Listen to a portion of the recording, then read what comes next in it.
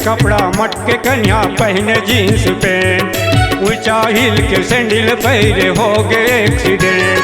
चटके कपड़ा मटके कन्या पहने जीन्स पैंट, ऊंचा हिल के सैंडल पहने हो गए एक्सीडेंट। कामोनी डारे सब बीमार हो गए, वो बीमार हो गए ना। गोरी तोर जवानी मानी खारे आगे, वो गोरी तोर जवानी मानी खारे आगे ना।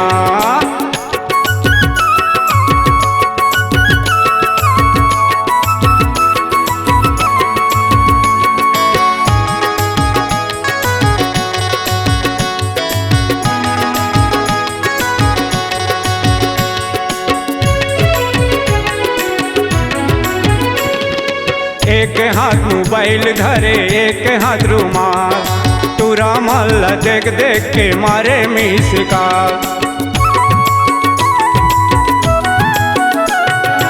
एक हाथ मोबाइल धरे एक हाथ रुमाल, टूरा मल्ला देख देख के मारे मिस का। धकल करे जीवरा सब बीमार हो गए, वो बीमार हो गए ना। गोरी तोर जवानी मानी खारे आगे, वो गोरी तोर जवानी मानी खारे आगे ना।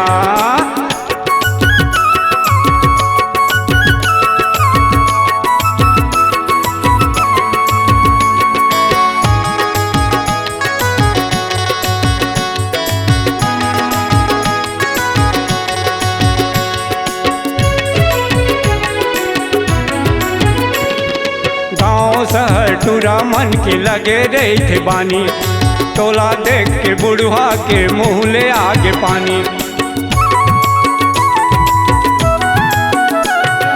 गाँव शहर टूरा मन के लगे रही थे बानी, टोला देख के बुढ़वा के मुँह ले आगे पानी।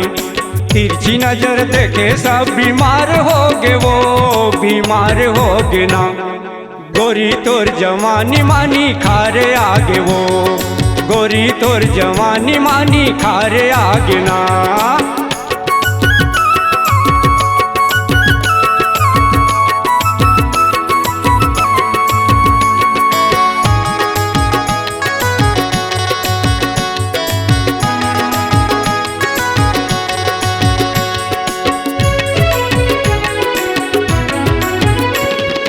आनी बानी रूप साजे जीवला मोर जलाए, लिच लिच कनिया डोले महल्ला मोर मोहाय।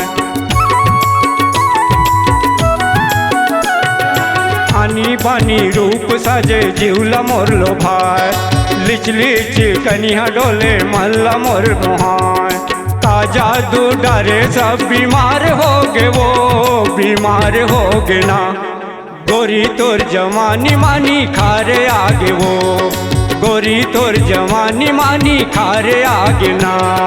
चटके कपड़ा मटके कन्या पहने जीन्स पैंट, ऊंचा हिल के सैंडल पैरे हो गए एक्सीडेंट। चटके कपड़ा मटके कन्या पहने जीन्स पैंट, ऊंचा हिल के सैंडल पहने हो गए एक्सीडेंट। कामोहनी डारे सब बीमार हो गए, वो बीमार हो गए ना। गोरी तोर जवानी मानी खारे आगे, वो गोरी तोर जवानी मानी खारे आगे ना। गोरी तोर जवानी मानी खारे आगे, वो गोरी तोर जवानी मानी खारे आगे ना। C-Log Digital Recording Studio, Cordoba. Contact number 99071192115.